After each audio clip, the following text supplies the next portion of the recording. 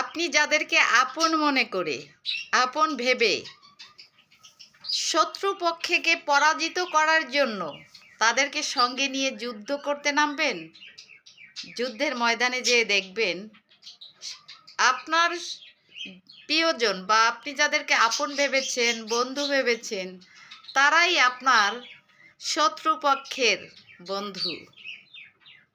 তো একটা কথা সবসময় মনে রাখতে হবে, শত্রুর পক্ষে যদি আপনার বন্ধু থাকে তাহলে সে কখনোই আপনার বন্ধু ছিল না। আপনারই বন্ধু আপনার শত্রুরও বন্ধু, সে কি কখনো আপনার বন্ধু হতে পারে? আমার কথা না এটা, দেশের বিশিষ্ট বিশিষ্ট জ্ঞানী যারা আছেন তাদের কথা। শত্রুর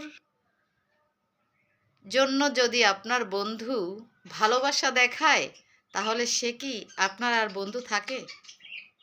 কখনোই থাকে না। অতএব শত্রুর সাথে লড়ার জন্য শত্রুপক্ষের পক্ষে যারা থাকবে তাকে কখনোই বন্ধু ভাবা উচিত না, আপন ভাবা উচিত না। তাহলে আপনি যুদ্ধের ময়দানে হেরে যাবেন।